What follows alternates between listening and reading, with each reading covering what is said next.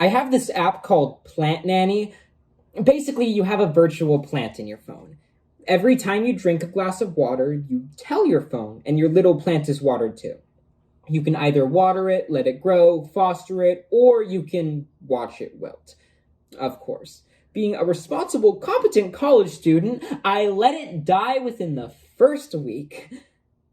I have learned a lot from this plant app, like when you see a virtual plant die in front of you, it does not motivate you to drink more water, but it does motivate you to feel really fucking guilty about yourself. I have this thing called my mind. Basically, you have this analog brain in your head. Every time you do something healthy, your brain senses it and your mind lights up too. You can either water it, let it grow, foster it, or you can watch it die. Of course. Being a responsible, competent college student, I have long felt depression's parched, calloused grip around my throat, dehydrated hands, and desert lips.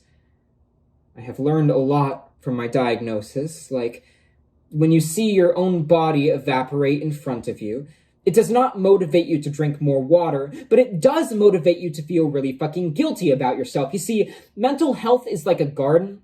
You can either water it, let it grow, foster it, or you can neglect it, watch it wilt, watch it wither. Sometimes it is the small things, pruning the split ends from my hair like dead branches, avoiding the shower for a week, then running my fingers dry along my scalp, dandruff drifting in the air like a swarm of dandelion seeds in the sizzling summer breeze, my brother telling me to just go outside, that if only I had a little more sunlight or just drank some more water, I would be fine. Sometimes I wonder if I should just die.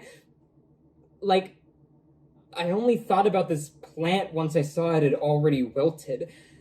Why is watering myself the hardest thing I've ever done? Like, again, I'm lying awake at night, rose petal ribs and poison ivy palms, petrified of my own drought. But isn't it funny how the moon always turns a firefly into a phoenix? Like, my own mind is an invasive species I can't fight off. What is this pain if not perennial? Every year on my birthday, I awake to a new red ring scar engraved on my tree trunk limbs. I've spent years dealing with self-harm, wet wrists and dry tongue.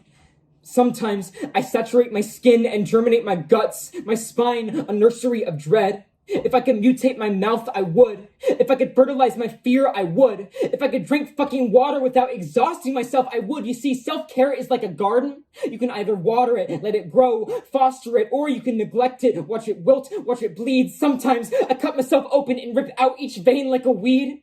I am always thirsty, but I am too busy baptizing my bones in blood to get a glass of water. I can't keep a virtual plant alive, not even the fucking cactus, because I am too crazy to remember that if I don't drink water, it will die before I do. When my brother asks if I am feeling any better after his advice, I tell him that, truthfully, every night I imagine myself somewhere beneath 6 feet of dirt.